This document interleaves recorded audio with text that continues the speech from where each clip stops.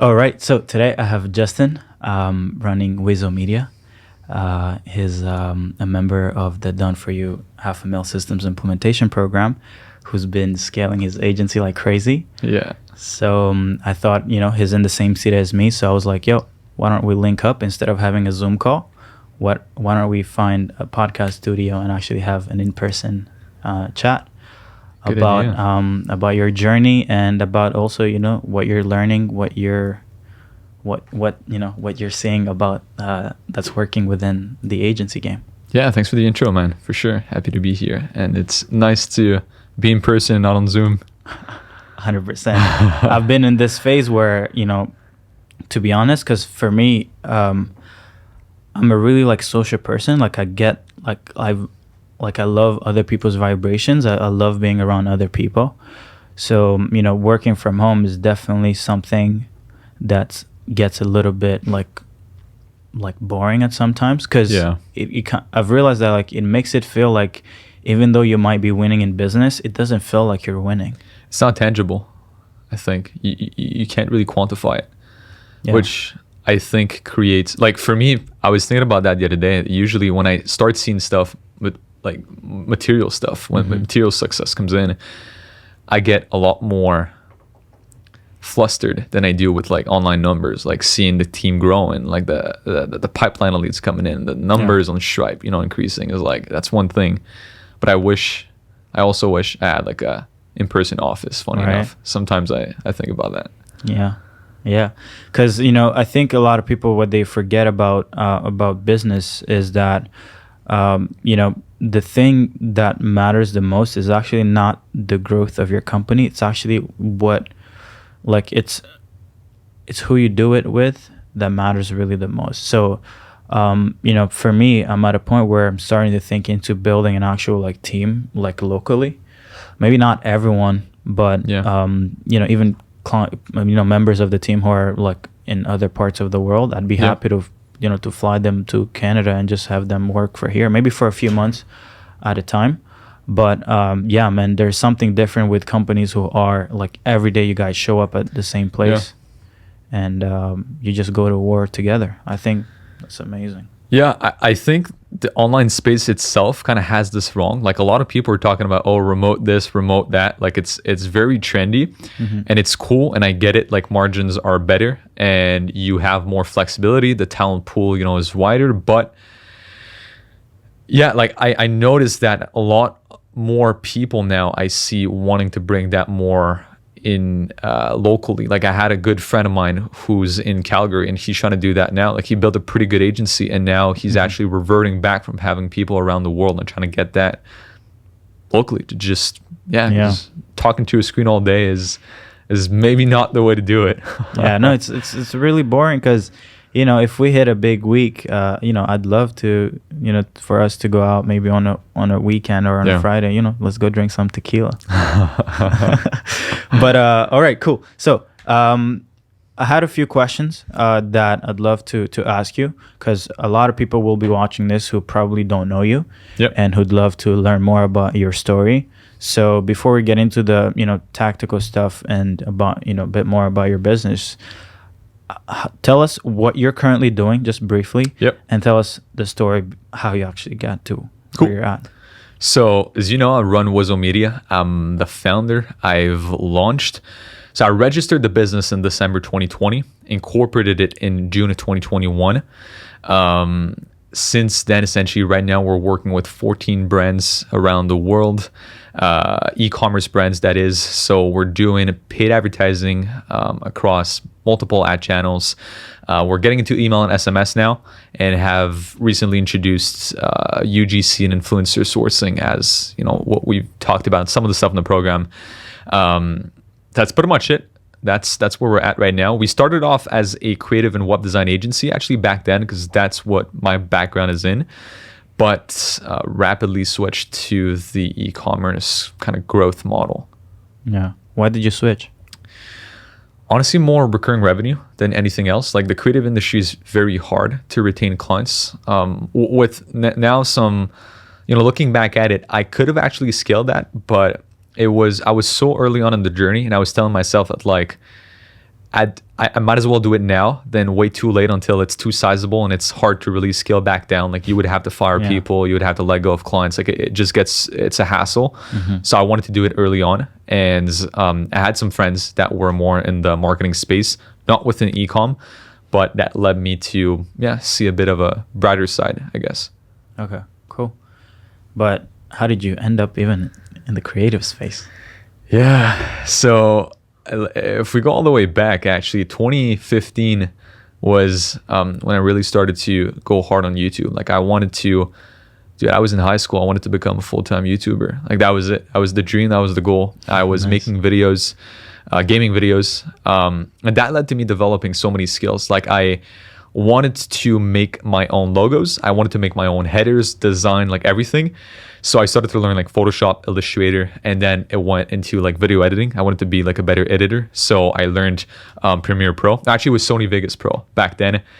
And then got more into the video effects space. So I kind of became an all-in-one like graphic motion designer, video editor. Like I was pretty well versed like creative wise.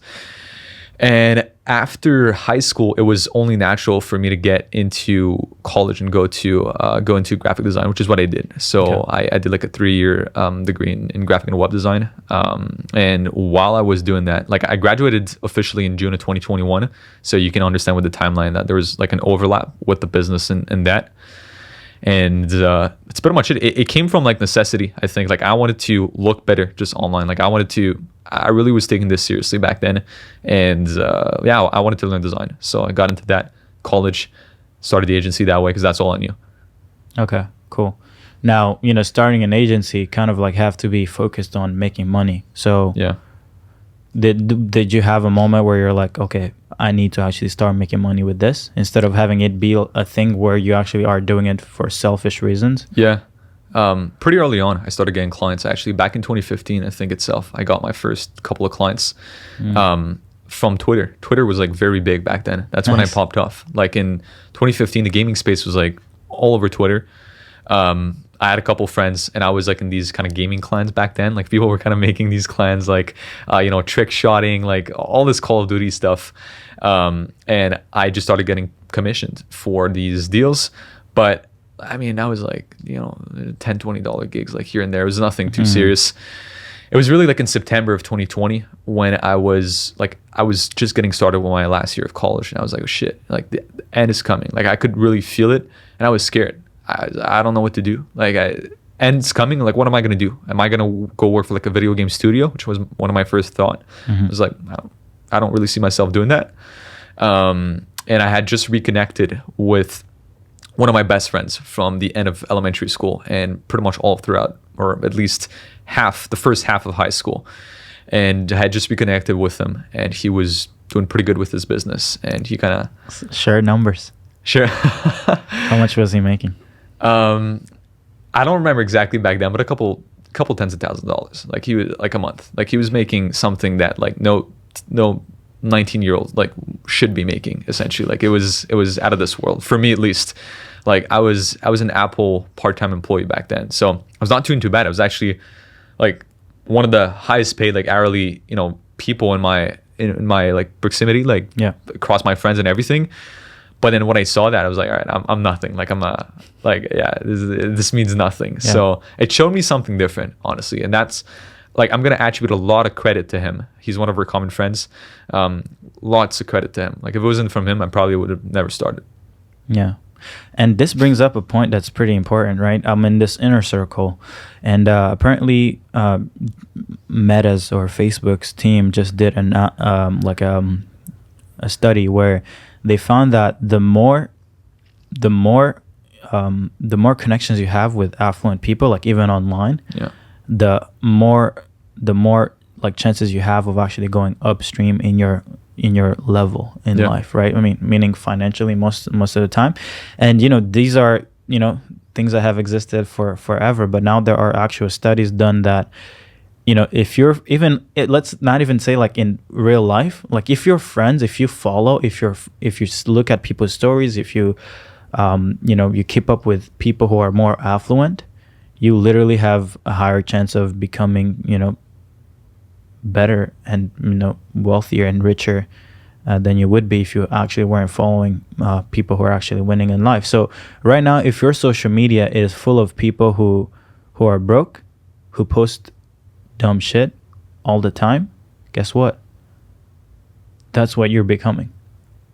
Yeah. It's not even about who you hang around. It's literally who you hang around online that matters even more, right?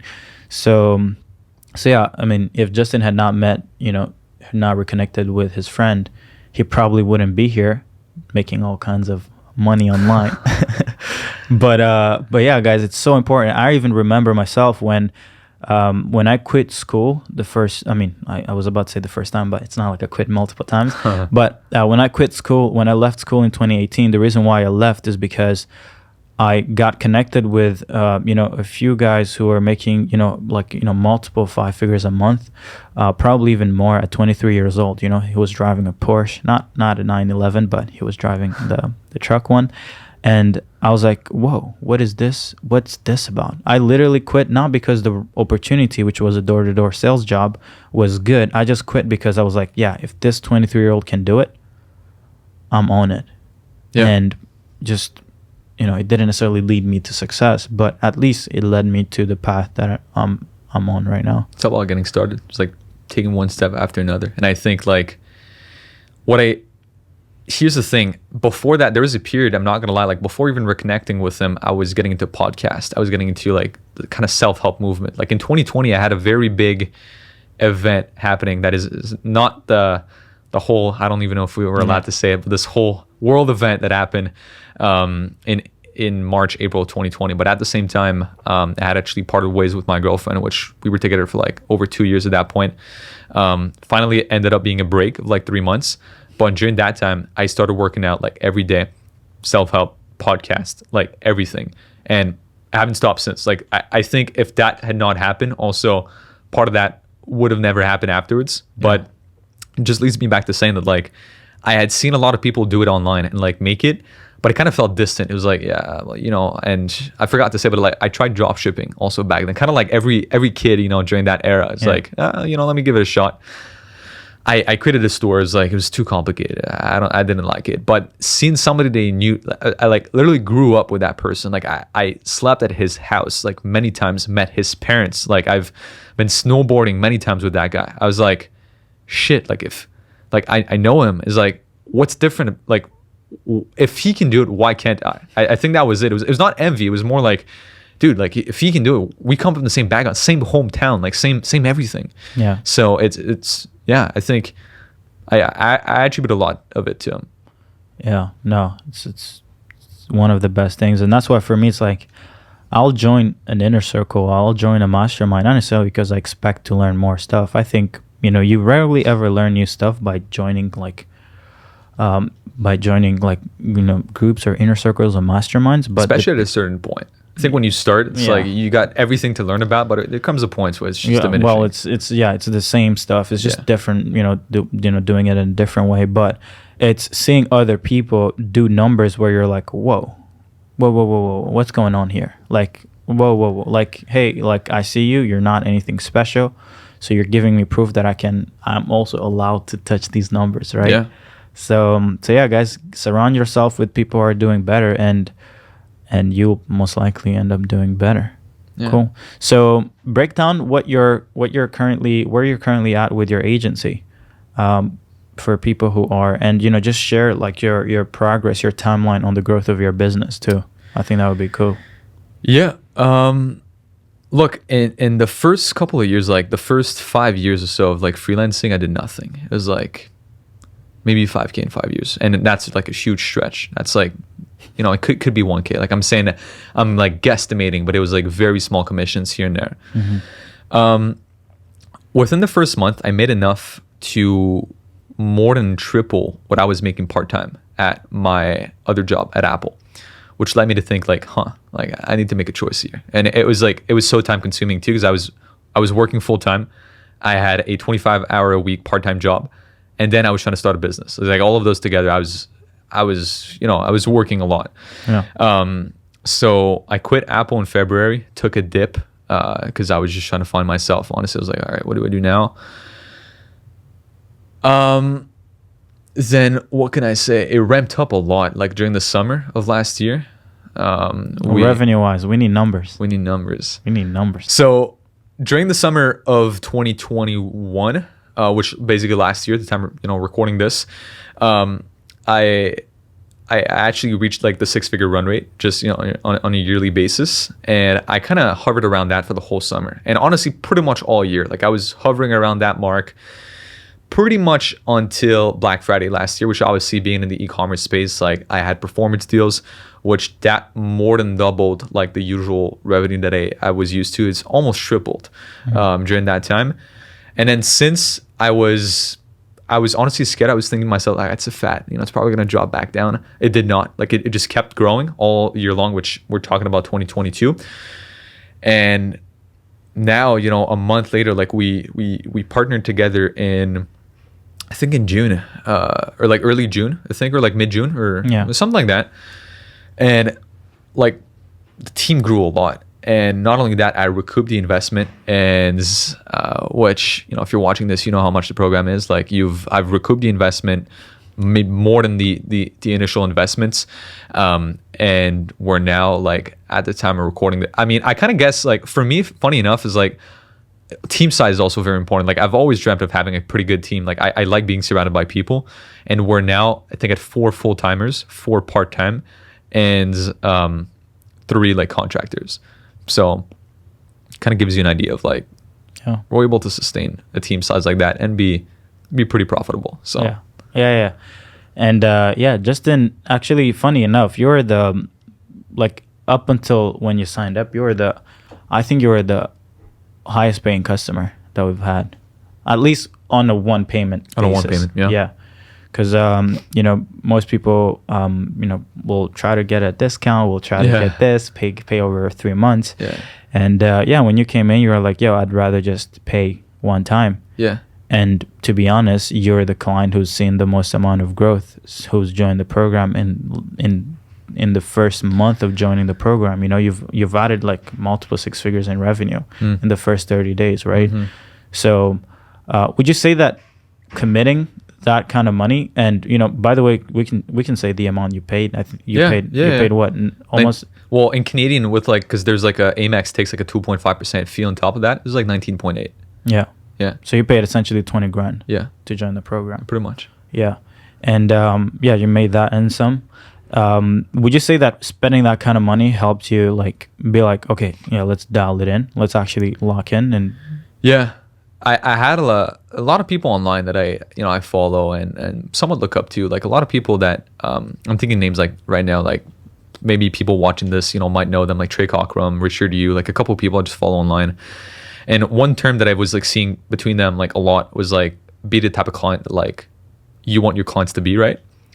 And I was like, I want somebody like I'm myself, and somebody who's very straightforward. Like you can ask everybody around around me. If I want something, I go and get it. And like I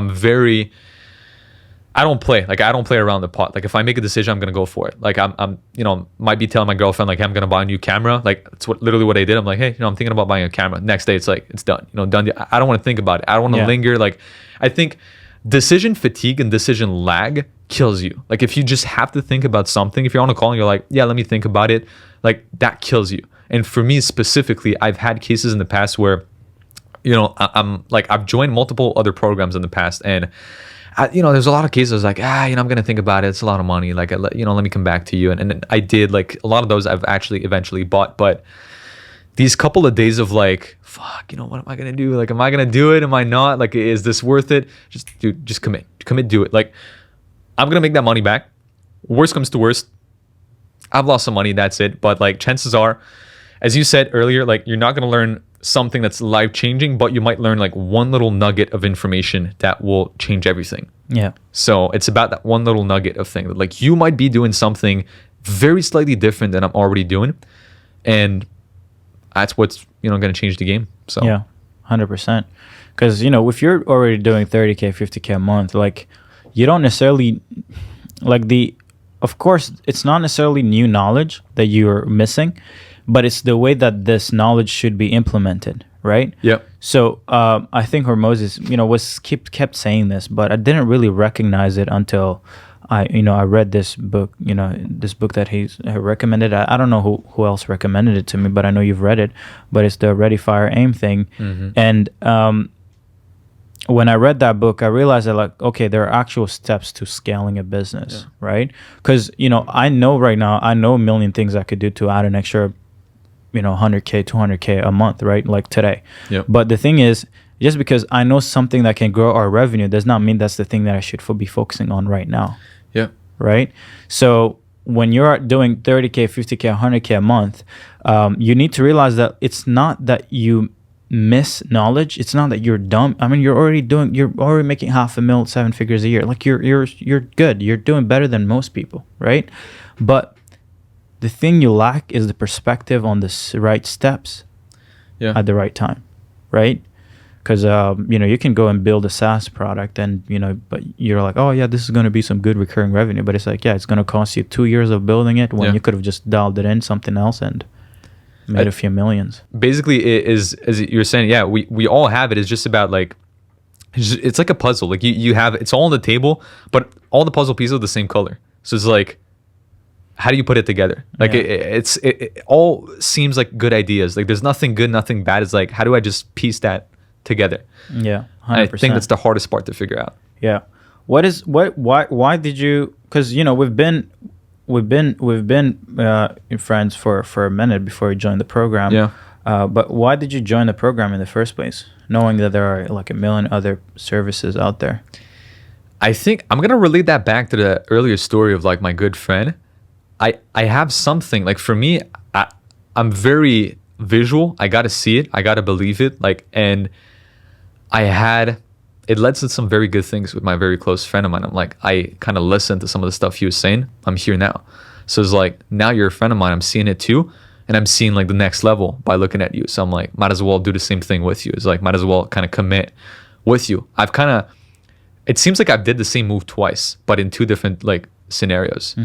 So I think that's why. Now I was also in like a pretty big pain, I would say. Like I felt the pain of like being stagnant. Like I just hate that. Yeah. Why were you stagnant? What do you think was the obstacle? I think it was not even being stagnant. It was kind of like always like I was growing and then I was losing all that growth. Like I was getting clients, but then like end of April, early May, we lost 5. That was like 40% of our clients gone, just like that. Yeah. And that scared me. I was like, why? Well, like, why is that happening? Some of them were getting good results. Some weren't. Some of the contracts were just very badly set up. The other ones was like expectations. And we had like no lead flow coming in to like, or at least not enough to like sustain, such a loss. And that also led me, like, I really want to build something. I do get a lot of pride, like selfishly, I get a lot of pride in like what I build. And I feel like the client results are a bit of a reflection, or at least my pride is a bit of a reflection from that, the client success that we have. So looking at that, like I took an ego hit. I was like that has to change. Like if, we lost 5, like we must be doing something wrong. So let me try and figure that out. Let me go and see people that might know what I'm doing wrong, and let me try and fix it. Yeah. Cool. Yeah. I see a lot of people who, so there's this thing that I've realized with business. Okay. And I get this from Grant Cardone, right? Yeah. First rule number 1, never rely on a single customer, right? I don't care how customer centric you are. I don't care if you love your customers. I don't care if your life depends on it. Never rely on a single customer. Yeah. And when I say a single customer, I literally mean like, don't even rely on 10. Yeah. You need to get so big that like no 5 customers can cause you stress, right? And the only way you can do that is if you're really, really good at acquisition. Yeah. Right. So, I have a few customers who scale, they go from like, 10K to 30K to 50K, and they're like, okay, now let me take a short break and let me fix the operation. I'm like, okay, cool. Well, I promise you that you're going to probably lose 20% of the customers that you've been selling in the past 60, 90 days, right? Yeah. So that means that if you take the time to take a break, you're going to be back at the same place where you signed up in the program at, right? So I'm like, never stop lead flow, never stop acquiring customers. I don't care if you have to hire 1 million people, but hire better people who are better at operations, right? People have already solved it. So you don't have to stop acquiring customers. Because if you stop acquiring customers, something like, you know, what happened to you in April happens, where you're like, okay, now I'm making good money, but then at the end of the month, you lose, you know, almost 40% of your revenue, and you're like, oh my god.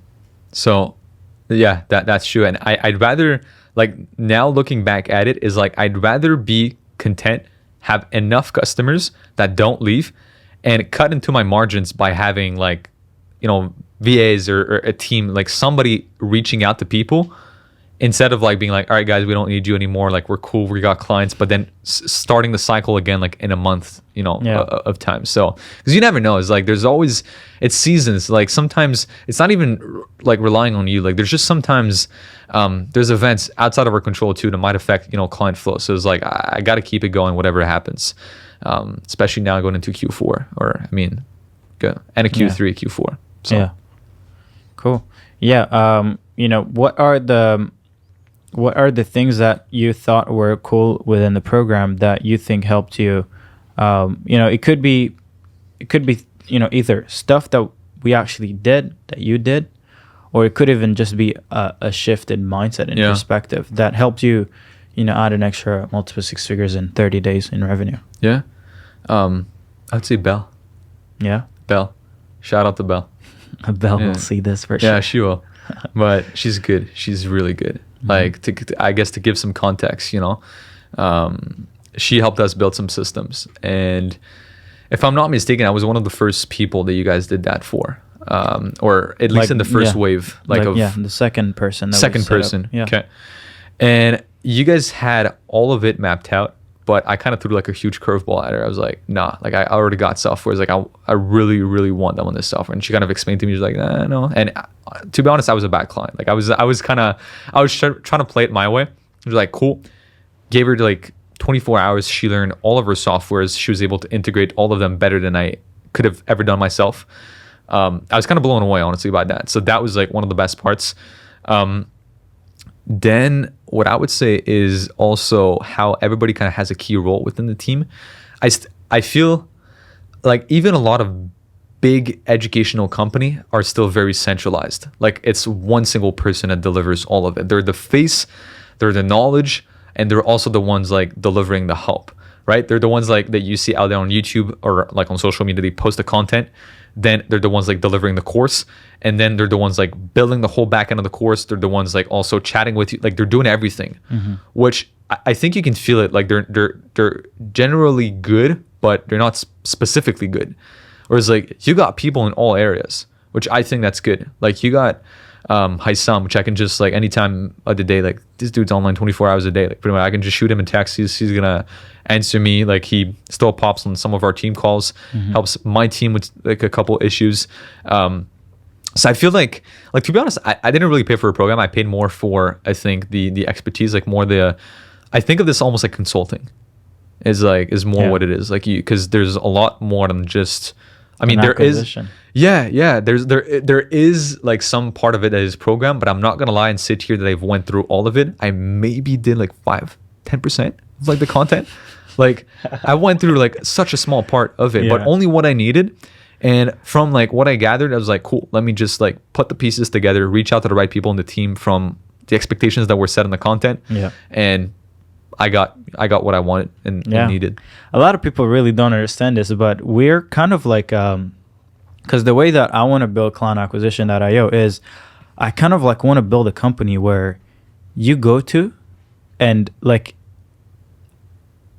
everything is done. Yeah. Like it's not, oh, we're just great at appointment setting. We can book a bunch of meetings for you. No. We don't just do that. We help you with your offer. We help you with your appointment setting. You know, for you were already making multiple 5 figures a month and more. You didn't necessarily need to learn how to do outreach or how we manage the setters, all that good stuff, right? Yeah.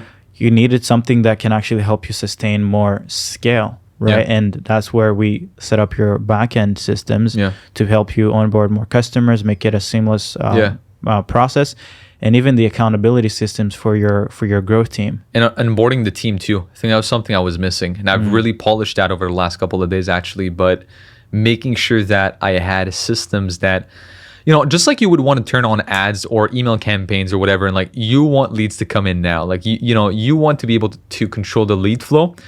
Well, I don't know who it was, but I read somewhere at some point somebody was like, you need to control the lead flow of clients, but also like the lead flow of like employees, like team members, which is now what I'm trying to control too. Like I've got ads, I've got posts all the time, and like anywhere, everywhere, even if we don't need them. I've got funnels, automations. Just I treat employees just like I do with like clients now. It's like I try and treat the acquisition the same way. Yeah, talking about lead flow and hiring, I'm currently looking for an operator, salespeople for to help our customers sell, and also another thing I'm looking for is a systems integrator to help Bell fulfill on the backend system. So if you're good with you know, Go high level, Google Sheets, all that good stuff, you can probably DM me on Instagram or Facebook, and we'll give you a role. But no, 100%. A lot of people don't really understand this when it comes to acquisition. Like when you're hiring people, it's the same thing as getting a client, right? Totally. So I get people who are looking for, you know, maybe like they're building a growth team, right? You know, we can talk about growth team after. But when you're building a growth team, you've got to realize that one post in one single Facebook group is not going to get you 5 people ready to work for you on commission. No. And this whole thing about hiring people, like, dude, everybody's talking about hiring people overseas. They're like, you don't necessarily need people that know what they're doing. Like, you can train them up. Like, that's what's being taught out there. Like, that's what everybody tells people is like, dude, just pay. Like, it's basically cheap labor is literally what people are talking about. And I hate that. Like, I've moved away from that as soon as possible. Because, dude, the amount of time that you lose, I did that with like one of my first full-time hires. It was not good experience, man. I had to fire that person after like a month because it was just horrific. Everything was going down because what they say is like, go and hire somebody for cheap, but they don't talk about the training and everything you need to do afterward to get that person to the level that you want. Yeah. Whereas for a while, I cut into margins a lot just to get like better talent. And I still do, honestly. Like I have some pretty good people on the team that like make it so that I cut into our margins, but shit, like they save me time. Yeah, they save me time. So and yeah, time's everything. 100. Most people don't really get this. They think that, you know, you should be prioritizing margins. They should be prioritizing this, and this. Yeah. But it's like, guys, you have to realize that there's so much money that can be made that if you're optimizing to be profitable, you actually you will never ever make money where you're like, oh my God, this is insane, right? You always think you make money where you're maybe your close circle, you make more than them, maybe even combined, but you'll never touch, you know, millions and millions and probably multiple 8-9 figures, right? Trying to optimize for profit. And until you realize this, and I think that's the good thing about making money, okay? And I'm gonna go on a different tangent, but you know, a few days ago, I woke up, you know, maybe it was the weekend, and, you know, I saw that someone had hit my car, right? And I was like, oh my God, someone hit my car. I'm pissed and this and that and this and that. But I was like, you know what? Am I going to waste today being upset that someone, you know, hit my car and that I have to now fix it? Or would I rather trade money to fix this car and at least save my day from being upset? Like, because if I spent the day being upset that someone hit my car, I just wasted a full day, probably another day of thinking about it. I'm trading my life being upset for a materialistic thing that is actually stupid, right? And money at the end of the day, because like you can't fix it yourself. You still have to pay for it. Yeah. So you're like double jabbed. Like it's So it's like, yeah. But the point that I'm trying to make here is that when you have money, and let's say this could also be a business, never trade your time, your thinking to something that you can pay to get fixed. So in a way that I don't want to spend today worrying about a car when I can pay to not have to think about a car being hit, you know, like I'd never want to sacrifice today. Like I don't want to ever have to having this conversation with you, I don't want to be thinking about, I have to pay for this, this margin, this. No, it's like, no, I'll pay for that. Anything I can pay for, I'll never think twice about. Even like you think people working a regular job is like, there's so many things you can remove, like meal prep or laundry, like gardening, like all that kind of stuff. You can get people for, it's, to be honest, like if you were like, but we can't pay for it. Like, dude, don't tell me you cannot spare like, I don't know, like an extra, let's just say like $200 a month. And that should give you like somebody who comes and like mows the lawn, like somebody who comes and cleans the house like at least once a month, like is like, you don't even have to think about it. So anybody, it's just not business, I think. Like anybody watching this, just it can apply for them. Yeah, no, people have to stop viewing money as something that is scarce. It's not scarce. And as long as you keep sacrificing your time and thinking energy over, because you don't want to expense money, like you're fucked essentially. Yeah, you're never gonna have enough. Okay, cool. So for your agency, what current acquisition channels are you currently leveraging to acquire clients? So at the moment, we got emails, which have always been like our main way. It's how we got our first client, it's literally how I got my first client. Yeah. So there's emails, there's LinkedIn, there's content, which is like pretty big for us. Like I've started content very early, like last year in I think May of 2021, or I started sporadically like in February of 2021. But as I explained earlier in the backstory, like I had a lot of content experience already before. Mm-hmm. I started for business like in May of 2021, religiously, like at least once a week. Then it came 2 times a week. Then I think in December it became 3 times a week, and I've been holding 3 times a week since then. Mm-hmm. Content is pretty big. It's starting to book us quite a lot of appointments.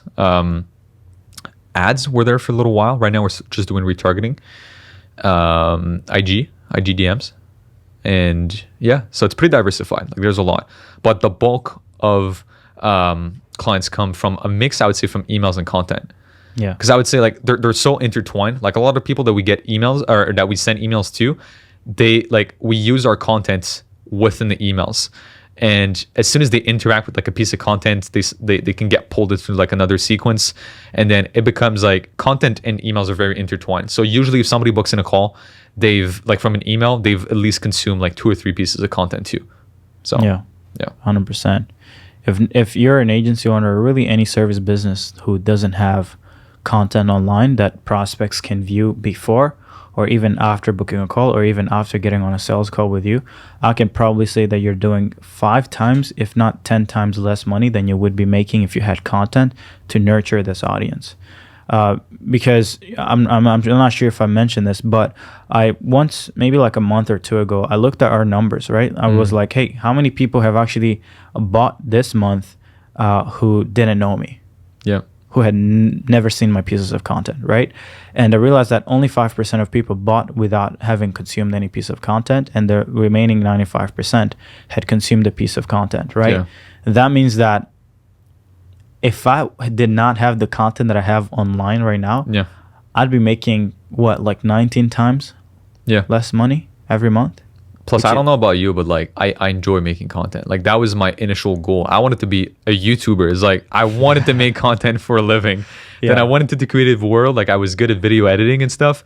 So I don't even mind it. Like I genuinely enjoy making content. Yeah. So if it can also help the business, that's like a plus. Yeah. I mean, for me, I don't necessarily think I've always wanted to make content, but I guess I'm extroverted and I like to be, to talk, to be in front of people, so I don't mind that. But one thing that most people don't understand is that you don't have to like it in the beginning, and to be honest, you will not even like it, because building content, guys, it takes a lot of energy, especially in the first 3 months. For sure. Because you have to build it, and then you have to get in front of a camera, and then you have to be like, hey, good morning. So today I'd like to talk about this, and then you're like, oh, I forgot this thing. And then you have to, let's say if you're using Loom, then you'll stop Loom, and then you'll start it back again. And then you're like, oh my God, I forgot to say this. And then you have to restart again. Yeah. Like that thing will drain the hell out of your energy. So for me, what I say is, what I recommend to my clients is like, just get in front of a camera. Just use Loom. You don't need use a Google Doc. Write out the stuff that you actually want to cover. So this is it, okay? And I got this from Nick Cosman, right? Because Nick Cosman used to put out, a lot of bangers just from Google Docs. And the old way of building video sales letter was to do it through slides, right? Yeah. But last year I tried doing the slide method, but it's like I only wrote so much of the stuff that I actually want to talk about. So I was like, if I don't see the stuff that I want to talk about, I'm going to forget it. Because if you're trying to make a point, if you're trying to share an argument about, you know, your product, your service, you kind of like can't skip something. Because certain things, if you forget to say it, it's like it could literally be the difference between having a 50% closing rate and literally 10%, right? So when I saw Nick doing the Google Doc route, I was like, oh my God, this is amazing. So from then on, I've just been, every time that I want to write a piece of content, I get on Google, or I'll start writing it on my notes on my phone, and then I'll put it on a Google Doc, and then I'll just launch Loom, and I'll literally read everything that I want to talk about. And it has been the best thing that has ever been, created. Yeah, you can hardly forget anything when you do that. And it's also, you add in, like, I think it goes back to the basics of like elementary school. Because like they literally taught us that back then. It was like, make a PowerPoint, have bullet points on top of it, add value when you talk. Doing the same thing again. It's like basic life skills, a thing that we forgot that like are just coming back. People want like simple shit. So you write stuff down, put some bullet points, and then expand on it, like go on a tangent, in front of the screen, and that's how you add value. Yeah, 100%. But yeah, content is king, guys. I mean, look at anyone who's making, a lot of money online, okay? I don't know anyone who's in the online space, because the online marketing space is pretty small. But the people who are making, 8, 9, figures or more, multiple 9 figures a year, they're the people who are in your face from 6 a.m. till 6 a.m. the next day. Every industry, real estate, like you mentioned Grant Cardone earlier, like there's every single industry. There at least most of them. They're out there. Like you see them on YouTube, you see them everywhere. So those are the people that will make the money. Like recently, I think we talked about that recently, about one guy that popped off out of nowhere, like the Tate brothers, is like, content is what they're making. Like they're starting to bank off of their courses and everything. Why? Because they're everywhere. They're making content. They're on TikTok, they're on YouTube, they're on Instagram. They're like, they've conquered the internet with mass content. So proves the point.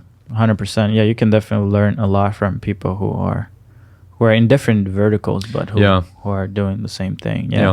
Cool. So one thing that I want to talk about is, leveraging a growth team, right? When you did start, we did kind of like build a growth team for you. We did, after that, you can explain how the growth team works. But I'd love for you to share your feedback around this concept. And maybe I can break it down for people. But what a growth team is essentially is, traditionally, if you wanted to build an appointment setting team, there are really a few ways you can go about it. You can go to onlinejobs.ph or Facebook groups, find virtual assistants that you pay $3 an hour. They'll do your outreach for you. When I was running an appointment setting agency, I used to leverage $3 an hour virtual assistants. And that's what most people will do. Or they will try to go find some commission-only people who are willing to book appointments for you, right?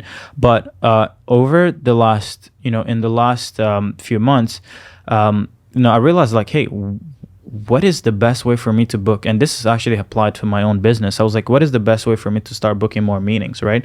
If I had the perfect scenario, I realized that the perfect scenario would be me to actually do my own appointment setting, because I understand the offer, I understand the service, I understand the market better than anyone else. So I was like, okay, cool. Well, what if I hired people who know as much as me, maybe even more than me, and actually have them be part of my appointment setting team, right? And that's where I started calling it a growth team. Because I didn't want to call it an appointment setting team or a BDR or whatever. So I just decided to call it growth teams, right? And so that's what it is. So in your case, what we did is we went into agencies, groups with other agency owners, and we're like, hey, we're looking to hire a few growth specialists to join your agency and to help you book meetings. And talk about your experience with that infrastructure. So first of all, it makes a lot of sense, because I think some things that can sometimes be missing with VAs is the understanding of the industry. Is they're good at executing which there's nothing wrong with that. But when it comes to building relationships, which exactly as you said, like I've noticed a significant increase in meeting book rate when I was taking care of the conversations versus when, VAs were taking care of it. Mm-hmm. So having a growth team or having, again, as you said, BDRs, whatever you might want to call it, is they can replicate to some extent, at least to a much better extent, this connection that you have with people. Like they understand what's going on. They understand the flow of the conversation. They understand like where this person is at right now, where they want to get to, what do you do as a business, how do you fit inside of that, and how you can kind of move the conversation to that point. So, and they're going off script too. Like what we're using is frameworks. It's not scripts, right? Like scripts is just copy and paste. Like you do the same thing for everyone. Now it's just frameworks, the ideology of like how you reach out to people, the styles of responses you might get, but all of it is custom. Like there's no set in stone copy and paste templates. So this definitely, I'm not going to say it leads to more meetings. It leads to better meetings, I think is what it leads to. It's just the quality itself is better. And it's not just better quality meetings, but it's like the effort invested into those, you generating those meetings is almost like nothing. Because once they know the channel, once they know the 3-4-step process for the conversation flow, once they know that they have to send this link if the prospect is interested, or send them to your Facebook group when they're not yet interested in booking a call, it's just autopilot, because now you don't have to manage them. You just give them the end of day report, beginning of the day status thing to fill out, but after that they just go and do their own thing. That's it. Right? And it's a KPI based position, so it's pretty easy to see like, do they hit numbers or not. It's pretty black and white. Like it's not like having like a media buyer as an example, where it's like, all right, like there's a lot of variables to it.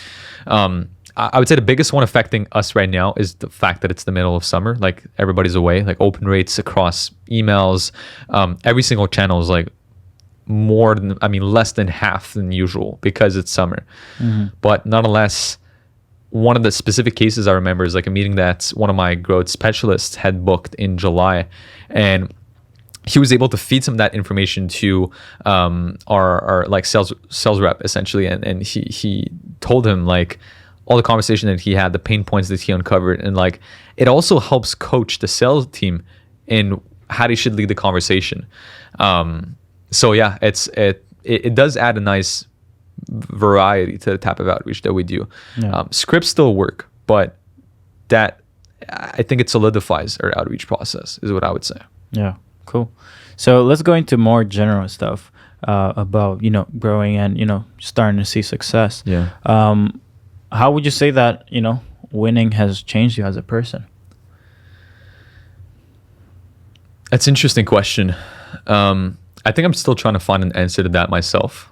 I do deal with a lot of imposter syndrome, a lot of it. Something for the last 2 years and a half now. I've done something, I've said I've been going to the gym and stuff, but I've also been training my brain. Like I've been speaking with a psychologist like bi-weekly since then for a lot of reasons. But one of them is like keeping up with all of that, which I believe, like if I exercise my philosophy was like, I go to the gym like physically to exercise my body, while I need somebody to help me exercise my mind. Like I need to be able to like juggle with thoughts. So I've been working a lot with my relationship with money in the last like 6 to 7 months.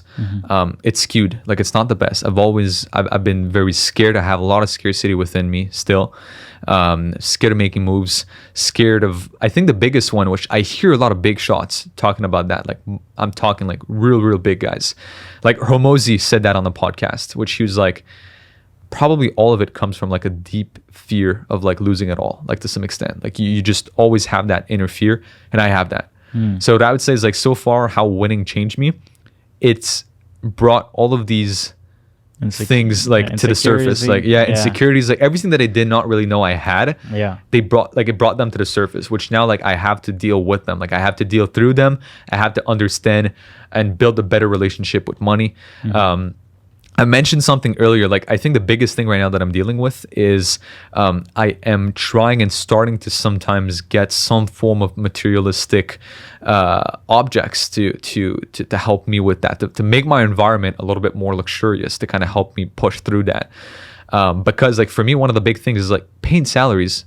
I got no problem with that. Seeing the numbers come in, got no problem with that. Like spending multiple tens of thousands, of dollars per month, like on softwares and everything, no problem with that. Because it's numbers on a screen. It's like I'm almost like an accountant mind when I deal with that. By doing it in person, like going to a shop, like a physical store, and seeing the number on it and like tapping for it and having all the stuff like in my hands, that's scary. Like all of these things, is what I'm trying to deal with right now. So yeah. Yeah, there's this concept I got from Taylor Welch where he says it's called normalization, right?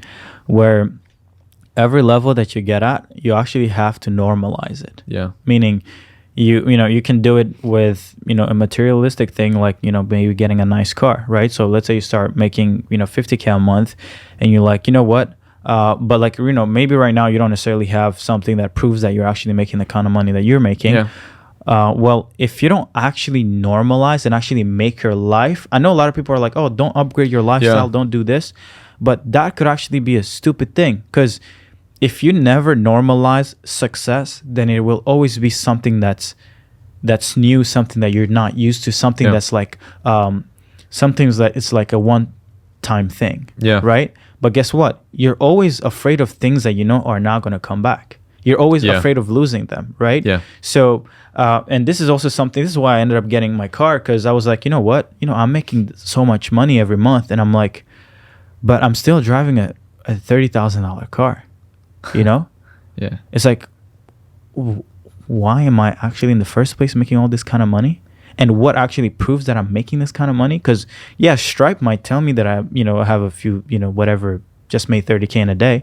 But where is the proof? Because our mind, of course, there is this process of the mind that, will believe whatever you just think.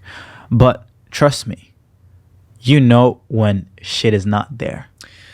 Like, I think we can link that back to like having a physical space of work. Like, if we had an office, that's the thing with online businesses. I feel it's much harder to quantify success, because if you have a physical business, then at some point you get a bigger office. You see the team growing. There's more people sitting at their desks. You got to buy more material. You see like new faces. All of that, like you can see it. It's on a dashboard. It's on ClickUp. It's on Stripe. It's on Google Drive. It's like you don't see it, so it's very hard to internalize that. And I think like, for some people, it may be easier to like internalize that, which I think like Hormozy is one of the guys that I look up to a lot. And he's been talking about like keeping that lifestyle down for like all that, all that time, etc. But I do agree with what you're saying to like some extent. Like you need at some point to give yourself like physical and visual cues that what you're doing is like it's normal. Like it's working. It's working. Real, it's working. It's normal. And I try, like, coming back to your question from earlier, like, how has winning changed? I would say I'm trying to be more in control of my emotions now, because I felt like at the beginning I was at the mercy of winning or losing. Like, it was like if I won, I was very happy. But the next day I would lose, dude, that would, like, crush me. I was like, fuck, we lost a client. Like, shit, like, an employee's leaving. I was always like that, like, up and down. Now I'm trying to kind of dullify my emotions. Like, all right, somebody's leaving. Cool. Like, we're winning. Nice. Obviously, I'm going to try and like celebrate a win, but I'm going to try not celebrate it too much to a point where like, because it's just going to come crashing back down. Yeah, 100%. And, I think Nick says this. He had a really cool short video on YouTube where he says that emotional variance, he was talking about superstars and sales guys. Yeah. It's like when you win, the goal is not like, oh shit, like, oh, I just made this kind of money this year on this day and I should celebrate, maybe go out, drink some tequila, Casamigos, whatever. And then the next day, maybe you have to, maybe you just get a hit and run, or maybe you have to pay this employee who's leaving, or maybe you lose a few customers and then you hit it up and down. Like that will actually mess up your whole performance, because because when you're feeling down, you're not going to be producing content and go out there and smile and produce, talk to your clients, your team. You're not going to do it. So he says that if you're actually building a business, what it takes is you need to be literally neutral, right? You hit your biggest day, it's like cool, it's whatever. Cool. Like I'm in bed at 10, 11 midnight tonight, and I'm chilling. I'm next Yeah. day, let's go produce. And then you maybe lose 50 grand in a day. Cool. Okay, cool. Whatever. Same thing. Next day. And I realized this because, my birthday was last Thursday, and Happy birthday, by the way. thanks. And it literally was, I didn't do anything. Yeah. I literally did not celebrate my birthday. And this year has been the most successful year that I've ever. I don't even think anything will top this year in like the kind of transformation that I've had in my life. Yeah. But it's the first year that on my birthday, woke up, prepared for a webinar, did the webinar. We had probably our biggest day. We did like almost over 40K in revenue in a single day, cash collected. And I just went to see some family a little bit, just ate, and then went back home. I think I just watched a TV show and went to bed. But that's the thing. Like sometimes the thoughts, like when I get a very good win, I'm like, one of my first thought is like either wanting to share that with my girlfriend or like wanting to share that with friends, or I want to share. Like I being happy alone fucking sucks. Like and that brought me back to like because I'm not saying like I was gonna say when I had nothing, not like I have everything now. Like I've still got a lot of stuff to do, but like when, let's say 2 years ago, family was there, girlfriend was there, friends were there, and it's like now they're still there. So it's like there are these anchors in my life that like I always kind of come back to, no matter whether I lose or win. Is like I kind of divert back to that, which for me is kind of made me realize that I'm chasing wins, but sometimes just like I was chasing wins for the highs, but like now it's like wins are just gonna happen. Like just keep it neutral, keep the daily going, and it'll consistency. Like that's it. Yeah, 100%. So got a question for you actually. Yeah. How would you feel that something, obviously we're two guys that work out quite a lot. How do you feel that your physical and mental health are related? Like how do you feel that your performance at work and the success that you have is linked to like your physical? Yeah. I think if you're a man who doesn't work out, I think the things you achieve in life are actually limited. Because so there's this thing, okay? I have this concept that to actually win in anything, you need confidence, right? I know people who are smarter than me, but I'll win more than them because I have more confidence in me. Now, confidence does not just come from making money. Because before I made the money, how did I get the confidence to quit my job? How did I get the confidence to pitch a guy to sell him services that I've never delivered on, right? It's like I had the confidence in me that I could pull it off, right? Even when I didn't know how to pull it off, right? So I think that working out is so important because you literally get to see your body transform, okay? And then when your body goes from, maybe a specific structure or whatever to you seeing getting more muscles, and because you also feel better after working out, it's like you get proof that like, oh my god, I can actually improve. And then that little feedback loop that you get from like, hey, I work out, I see results, and then I want to work out a little more, and then it's like the same thing is happening with your confidence level in yourself. It's like you start working out, you get a boost in confidence, and then that boost in confidence makes you want to work out a little more, and then you get even more results, then you get even more confidence. I think that pushes into everything that you do in life. And I personally don't know anything, because even making money is, unless you're wearing a Rolex or having a Ferrari, it's like you as a human, how you look is the first thing that people will actually tell. If you're like, hey, okay, who's this? Like, it's the first thing that they see, right? So if you know that you've improved, then you see yourself, becoming something better.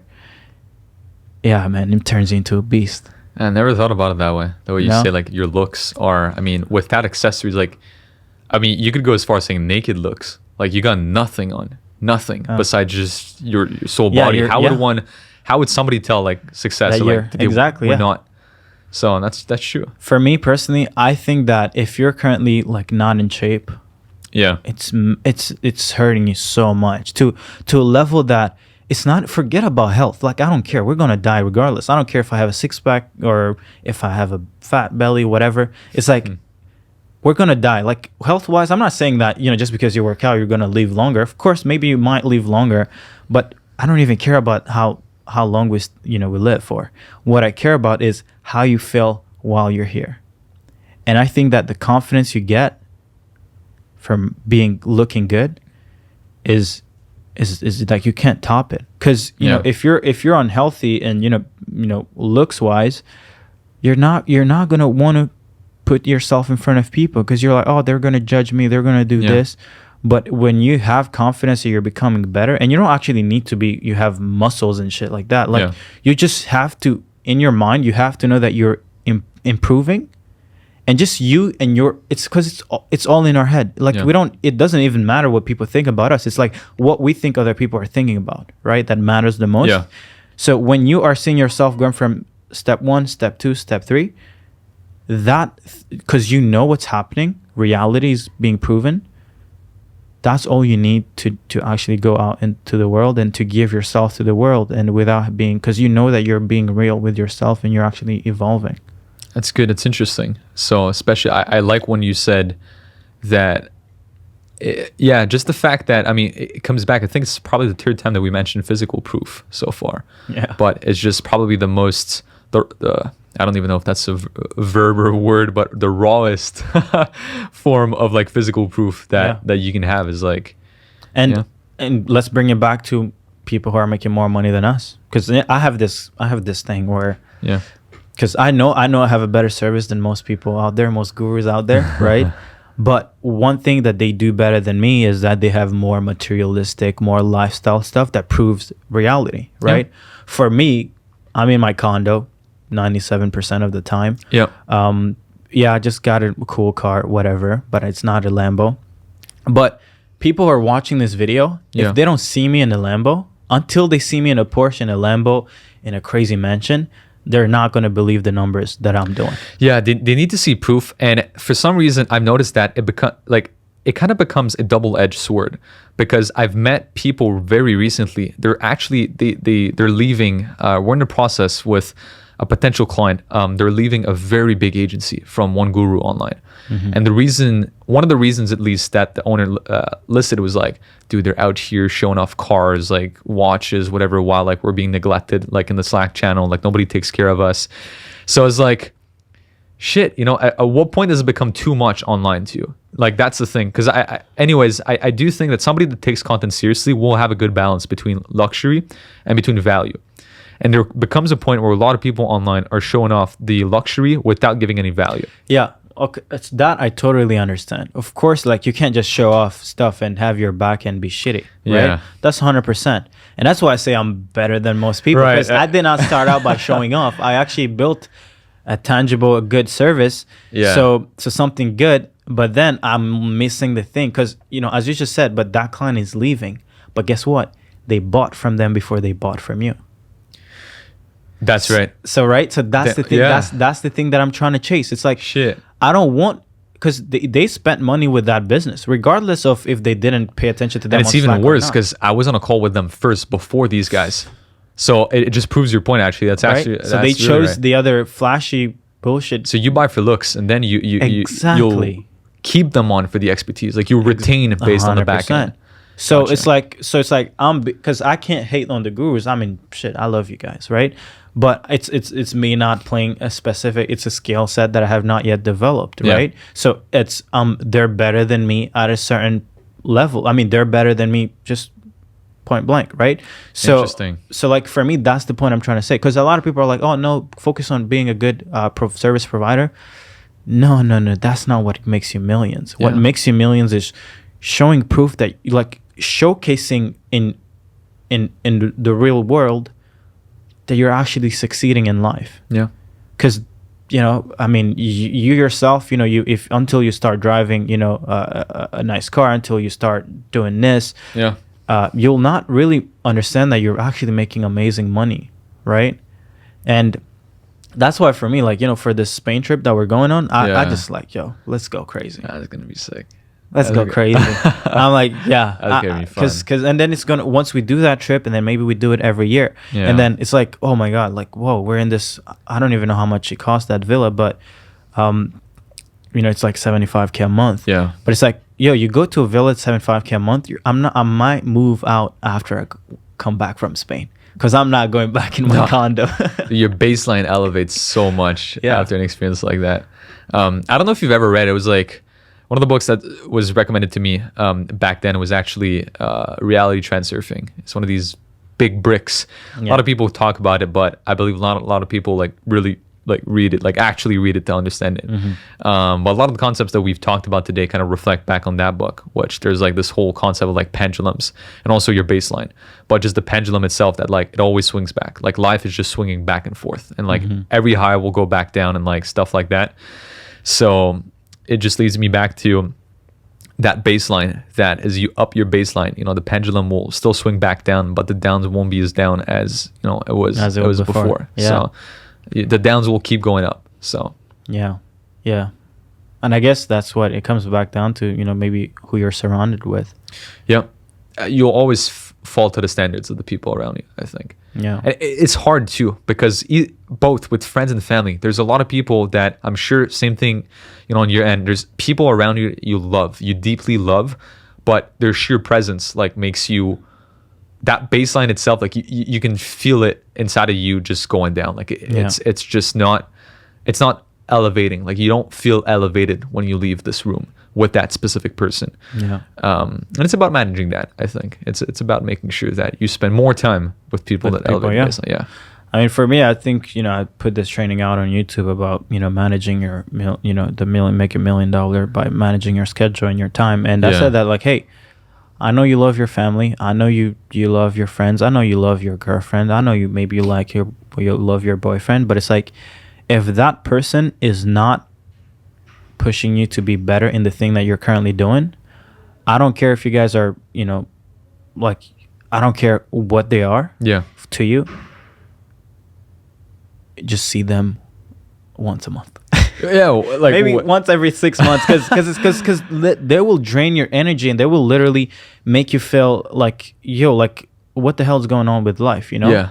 And get you not wanting to pay attention, because, you know, especially when it's family, it's like, it's not like you can just push them away. It's family, right? It's like you can't do nothing about it, but you've got to realize that like, hey, you've got to put a schedule to it, so that if you know that someone is toxic, then, you know, put in your schedule toxic time and put them in that block, but have it not be frequent. And do it mindfully, like do it with intent. Go with the intention that like you have. I think that's the main thing. A lot of us go into conversations being mindless about how we go about them.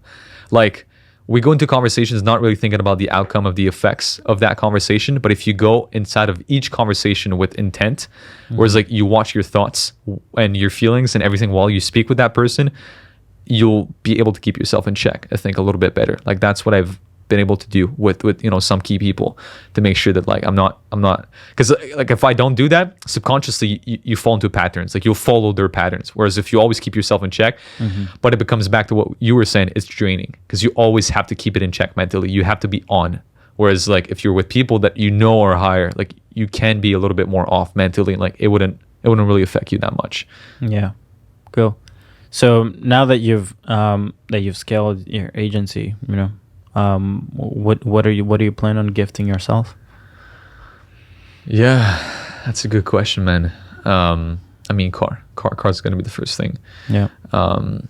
Watch eventually. Like I'd want that, but I mean, one of the longer term things is probably gonna be like more travel. Yeah. I want to experience more stuff. Every time I've traveled so far, exposing myself to new cultures and like people, it just makes me think differently. Like I just see a different. It's really funny to me, because like I've had this, but before really traveling a lot, I've had this view of the world was like very linear. Like is the way I view the world is the way the world is. Yeah. But then you start traveling and you speak with people and you realize like they're just like you, but they're viewing the world differently. Like they're same humans as you, but like just the fact that where they were born, their view of the world is so different. Like that's what I experienced in Spain, actually, just by the pace of working, like how people just are, like the kind of afternoon nap, you know, that a lot of people were taking, and like everything is later. Like people, like breakfast is pretty much the same time, but like lunch, I mean, a lot of people don't eat lunch, and like dinner was like very late. It's Yeah. like shit. Like that's Yeah, it's yeah. not something we do here. Like we eat at like what? I don't know, like 6 p.m. maybe. Yeah. Like it's like the average. There's like 8:39. You know, the people eat late. Yeah. Or at least the people that I was around with. Yeah. Miami was like completely different. That was more like people don't give a fuck about you. I felt like some very cold vibes. Honestly, when I went to like, especially Miami Beach, is like people are out for each other. Like that one, I was like, I'm not too sure about that one. That's like a Yeah. little bit more harsh. But I think, yeah, Eastern culture specifically is something I want to get to know a little bit more because Yeah. I feel like I relate a little bit more to the traditional Eastern culture type of things. Yeah, I think traveling is. I mean, for me, it's like I don't necessarily have to travel to know what you're talking about because Yeah. I spent 60% of my time. Right. I was born in Rwanda, so I spend my time there. So I kind of have like two lives. Yeah. I've lived two lives. is I've good. been in so like I know both worlds, and yeah, I don't eat at 6 p.m. either. I eat at like 8, 10. That's 9 p.m. because but no, for sure, worldview, especially when you get to see like the way that like life goes into other parts of the world. Yeah. You kind of like get a good perspective to not get too caught up in your own little bubble. Yep. Because I've realized that like for me, the thing that I could win today, I could win this year, and next year, let's say everything crashes, like I'm not gonna be affected that much because it's like I know there is worse, and I've always try to keep in mind that like we're winning, but this is really a game. This is more like a scoreboard that can go up and down, but it's not my life is not dictated to how well I do in business. It's like I'm already good just by being here, whatever, in the moment, being alive, being healthy. But business is really just like a hobby of mine where I'm like, let me go make a few millions. Can I do it? Oh yeah, I can. Yeah. Okay, cool. nice, man. I mean, I think we all started with the initial goal of like not working. I don't know about you. I might be talking, out of place here, but like for me specifically, it was like, dude, I want to work. I want to make as much money as possible, as fast as possible. So that way, like I can do whatever the fuck I want. Like that was kind of the typical mindset for me going into that. But then as I'm doing, I'm like, I've started asking myself these questions seriously because I was seeing myself removing more and more aspects of the business, not to a point where I don't have to work, but to a point where I'm like, I could see it, coming true at some point. And I was asking myself, what am I going to do? Because there was a time where I was working so much. It was like I had nothing, no identity besides work. It was work. Like Justin was work. Like if there was no work, who am I? Yeah. What am I going to be doing? So now I'm starting to get more into like add some more stuff already in my life so that if there comes a point where I can actually choose to step away for a little while, I'm not going to be empty. Like I'm still going to have some stuff like sports. Like I've got back into hockey recently. Like there's a lot of stuff I'm getting back into, stuff from my childhood that I liked a lot, stopped doing. But I totally get the part of like when you're working a lot, you end up being work mode focused and you literally become the work. Yeah, you're consumed. But yeah, I mean, for me, it's a bit different. I've never really had this perspective like, hey, let me make a lot of money so that I never have to work. To me personally, I've wanted to get in business just because I wanted to drive nice cars and be a little free to what I want. But right now I'm playing for confidence. I just want the belief in myself to be like just like a kind of belief in myself that I don't even know if it's possible. Like for me, the thing that drives me the most is knowing like, yo, you're doing this. Yeah. Like there is no amount of money like you can give me to trade the belief I have in myself. Like you could put 100 million right now on this table. Maybe 100 million is a lot, but you could put a lot of money on the table. Yeah. And I would pick, hey, I'll go do it myself, because the belief and the confidence in myself that I'll develop by achieving this target is going to be worth way more than the actual thing that I end up earning. Yeah. Right.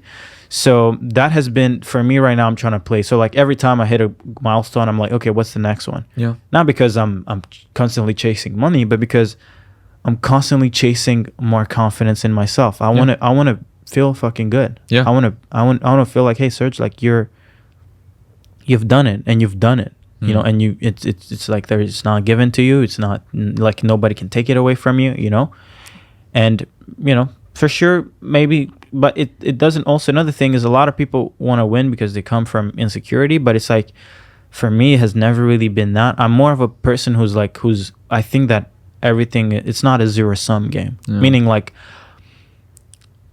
there is actually no losing in this game of life. So I don't necessarily play to not lose. I play to literally just like win. I just want to win, right? But something that I wanted to talk about was, I forgot. But what maybe another question that I had for you is, what's your goal for this for the next 3 to 6 months? Revenue-wise, size of business, and maybe other things besides business. I definitely want to get the business to 7 figures. That's for sure. But I want to be able to have a team where, as I said, like I'm not necessarily needed. Like I choose to be there. It's more of a choice. I've got something. It might be like a deep issue, but I've always hated authority. I don't like it, like at all. Any forms of authority, I reject. Like I don't like. And if I think that there's still a piece where I am still a bit of a customer or like an employee to a boss, because at the end of the day, like you're still like your clients are you're like your bosses to some extent. Like you still have people to serve, right? But if I still feel that like there's a certain aspect that like definitely requires me, obviously as a founder, but I would have to hire like a CEO or like an operator, something to really start removing myself. But at least I want to have the choice. Like I want to have the choice to consciously do it. So that's the goal. Like there's kind of 2 goals side by side. There's like, yes, I want to get to the 7-figure level, but also definitely like having the choice for the team is going to be a big one. But when are we going to hit that 7-figure mark? Dude, I'd love like, I would dare to say this year, but why do you have to say but? I don't know, man. I'm always like conservative, but stop the but. Like I could say this year. But yeah. It's been the goal. Like in 2021, I set myself the goal for this year to hit it. That's it. You could hit it in the next 60 days. Yeah, probably. Yeah. I can see it working. Like right now, the systems are clear. I actually wrote that thought the other day on a journal. I was like, getting from the beginning to just a couple $1,000s per month. It was like it's just about understanding the doing. Like you don't know shit. You don't know how to outreach. You don't know how the team works. You don't know how to deliver service. You don't know anything. And now it's like you know everything, or you know at least most of it. You just have to do more of the same thing. It's pretty much simple. Like at this point in time, we have to just do more of the same thing, and at some point I'll be able to refine back the back end or whatever. But like right now, like we're good. Retention's good. Everything's good. We just need to do more of that same thing. Yeah.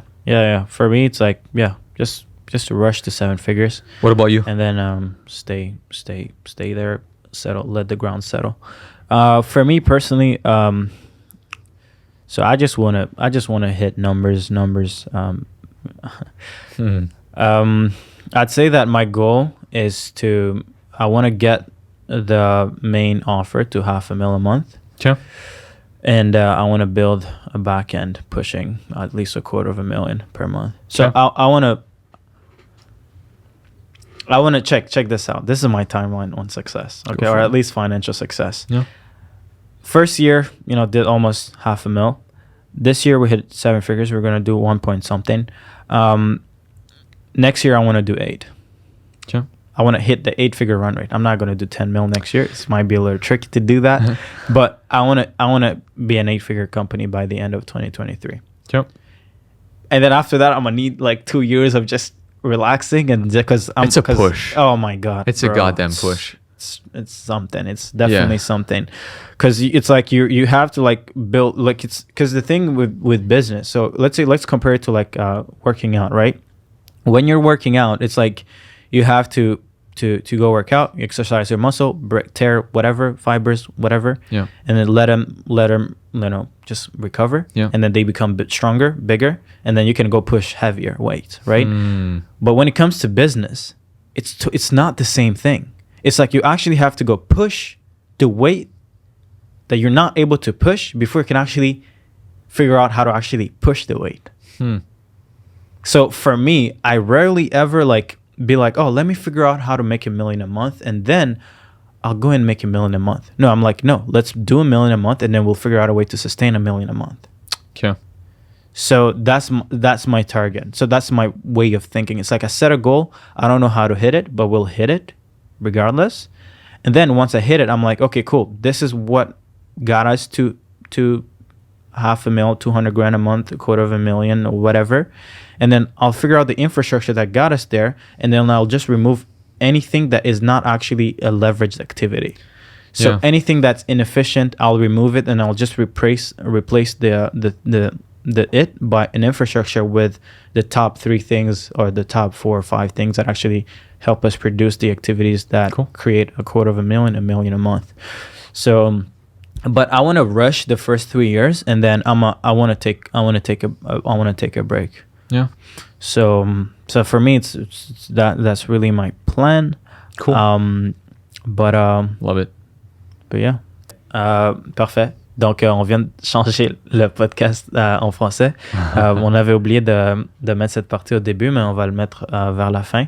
La majorité des gens ne savent pas. Ben, c'est sûr qu'une partie vont savoir, mais on est du Québec. Ouais. Donc, on parle français. Actually, quelque chose que je voulais te demander, comment, parce que toi, un certain pourcentage de tes clients sont francophones. Ouais. Right? Ouais. Et comment tu trouves ça? J'aime ça, honnêtement. Ça a apporté beaucoup de challenge au départ parce que trouver de la main-d'œuvre qui parle français à part.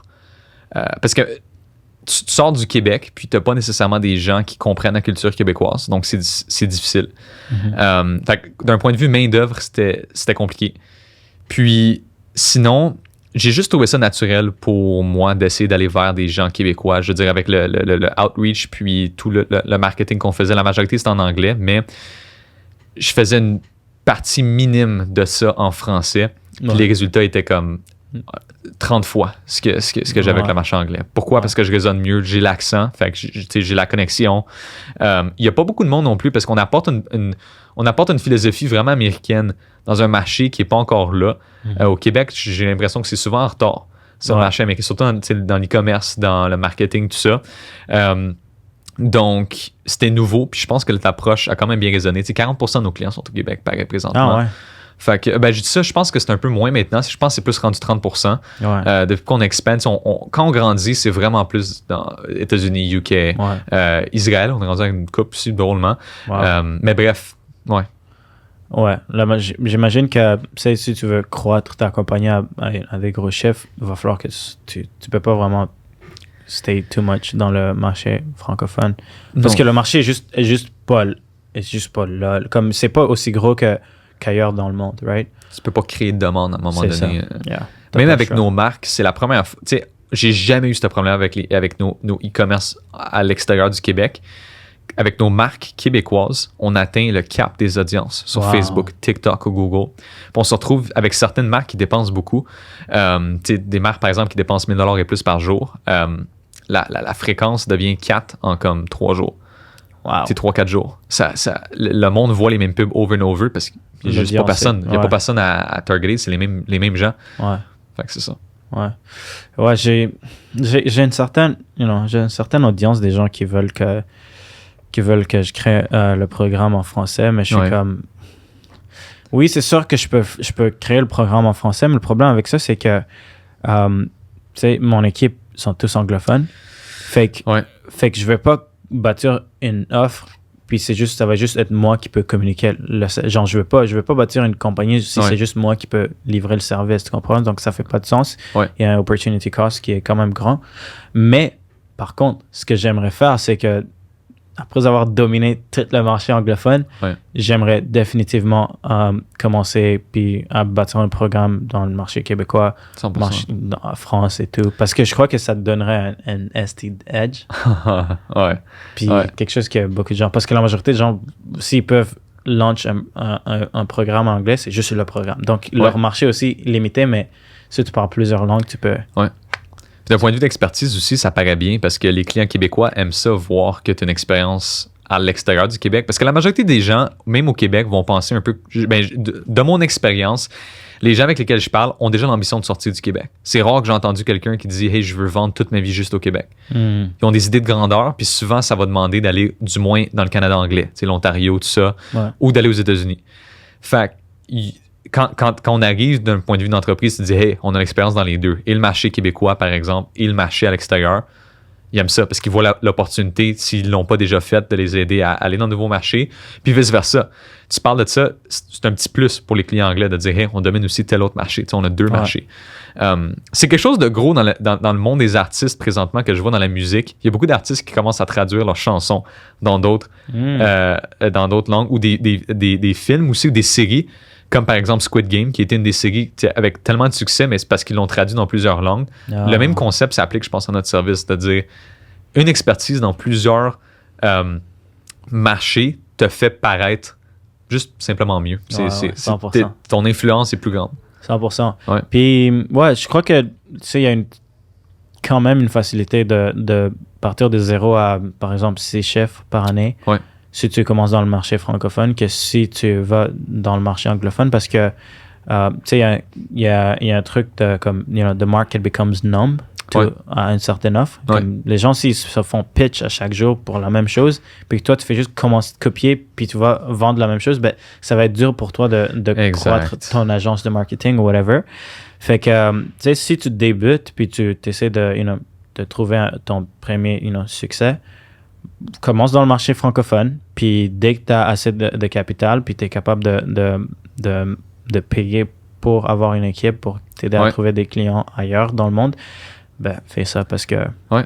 Je l'ai pas mentionné tantôt, mais tu sais, jusqu'au mois d'août, fin du mois de juillet 2021, c'était 100% des clients québécois. J'étais juste québécois. J'avais pas de clients à l'extérieur. Puis c'est là que ça a commencé à vraiment s'étendre. Puis là... Un problème que je rencontre avec le problème d'avoir des clients au Québec et au Canada, c'est les taxes.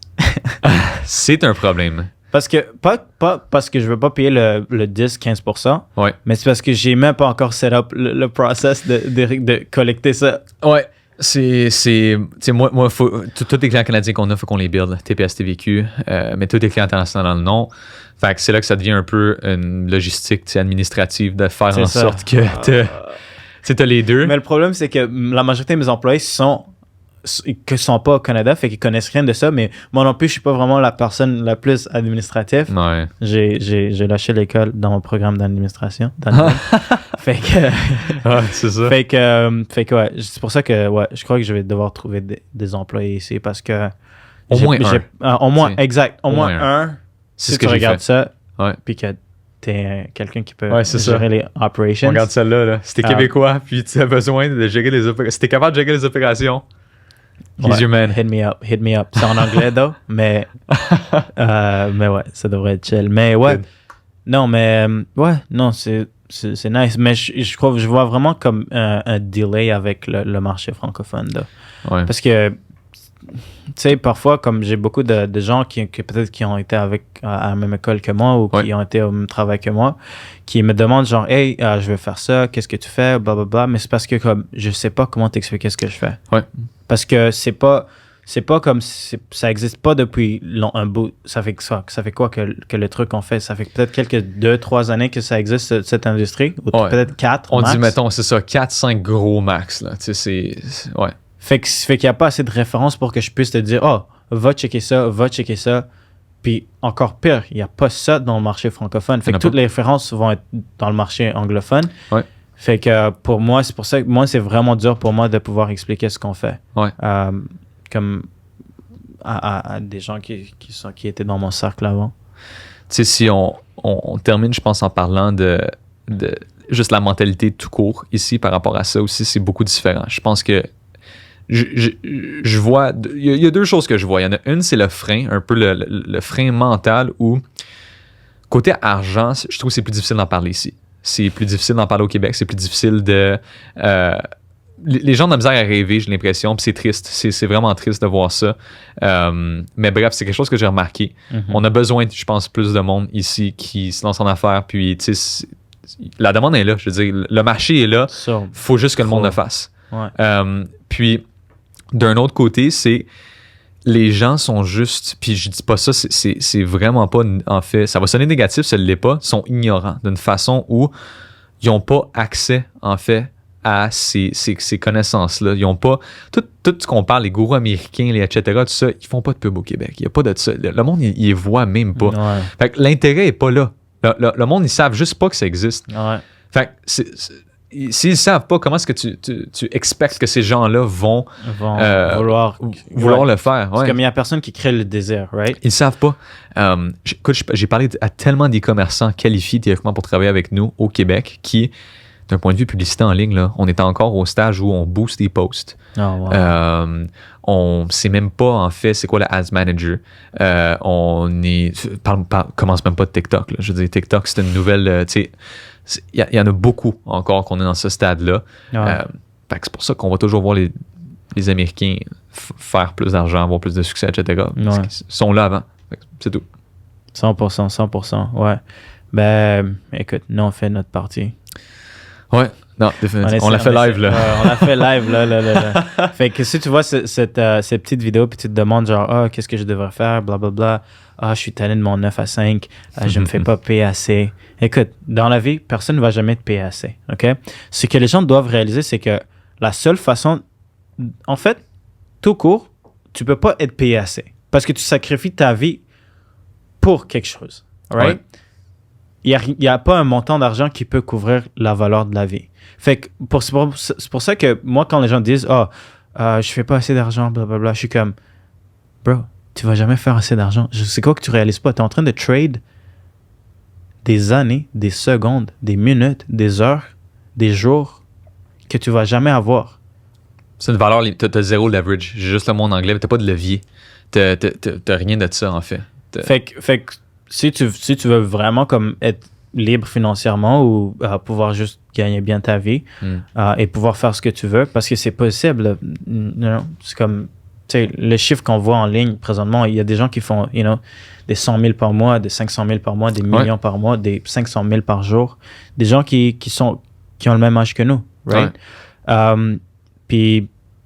Mais le problème, c'est que il faut que tu veuilles, il faut que tu ailles chercher l'information, il faut que tu sois assez discipliné pour pouvoir implémenter sur ce que tu apprends. Exact. Puis il faut que tu sois aussi patient pour que tu puisses voir les résultats. Mais ouais, il y a une opportunité insane en ligne, guys. Que ce soit advertising, marketing en général, que ce soit appointment setting, je sais même pas comment le dire en français. En vente même, de dire juste au Québec, c'est bon vendeur. Je veux dire, on a encore, tu regardes les vendeurs aussi au Québec, c'est vraiment, c'est old school car selling. On te vend un char, puis c'est du hard sell. Je veux dire, il y a beaucoup de places que tu peux... C'est pas compliqué. Tu t'en vas aux États-Unis, tu regardes ce qu'ils font, tu l'apportes au Québec, tu le traduis en français, tu le fais, tu l'adaptes à la culture québécoise, tu le fais, ça marche. Ça marche, ouais. C'est aussi simple que ça. Ouais. Fait que passe ton temps sur YouTube, cherche quelqu'un qui fait beaucoup d'argent. Peut-être c'est Justin, peut-être c'est moi.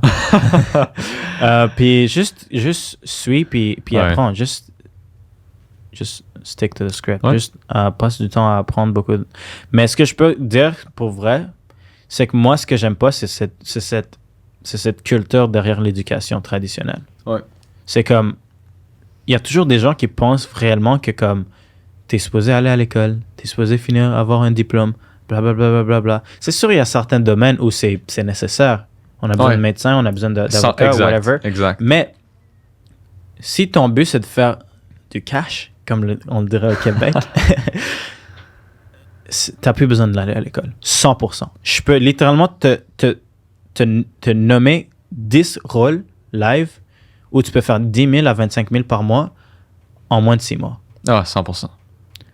Mais, tu sais, il y a des combien de jobs sur le marché qui peuvent te payer 10 à 25 000 par mois? Mais ça, il faut l'accepter, par exemple.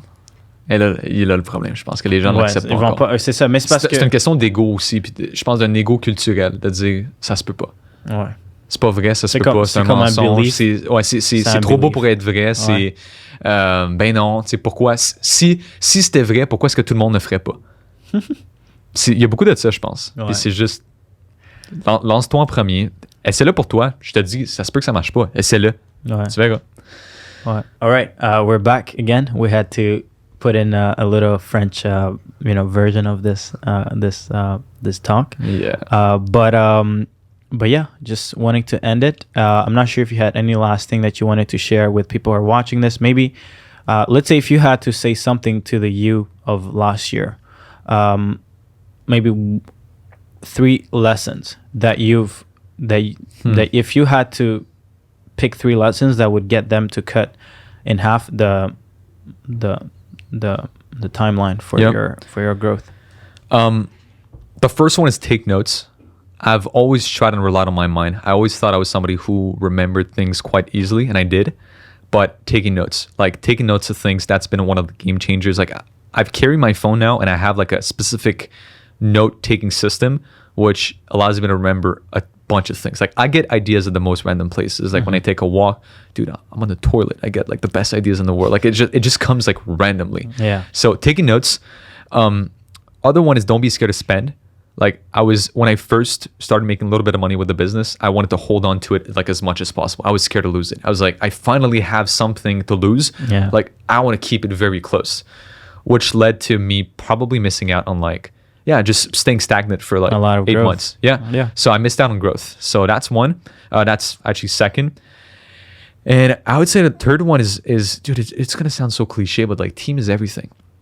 I'm realizing it now. Like, there are team members that actually I would have been better off like not hiring them. Like, there are some that like, it's bad, like bad hires, it happens. Like, somewhere I was like, I would have been better off doing it myself. But the good ones, dude, they do things that I'm just amazed by, like what they can think about. So yesterday I gave a bonus to one of my team members just because like he did like 2 or 3 like very good things that made me think like, wow, like, yeah, that's very, very nice. Like that you thought of that, like in the last couple of weeks, give him a bonus. So it's like, team, invest in a team. 100%. Yeah. I think team is probably the fastest way to grow a company. Yep. Just hire people, decision makers, people who are smart labor and, maybe labor. But yeah, I think anyone who's stuck below 50K a month, maybe even 30K a month, is because they don't have a team. Yep. That's the only way you get past 6 figures a month. But yeah, thank you for those 3 things. Yeah. We're going to end this here. Yep. For everyone who enjoyed this, you can go follow Justin on his Instagram. You want to? Yeah, at Justin Lalonde, so JUSTN LALONDE, or same thing. If I also post that on my end, go and give Serge a follow. You want to give your at? It's Serge Gatari. Yeah. There you go. But yeah, this was amazing. Maybe we might do another one when we're in Spain. Yeah, that'd be nice with the new camera setup. Yeah. Yeah, we could do it with a glass of tequila or something like that. Yeah, let's do it. All right, cool, man. All right. Thank you so much. Thank you guys for watching this. It was definitely a long one.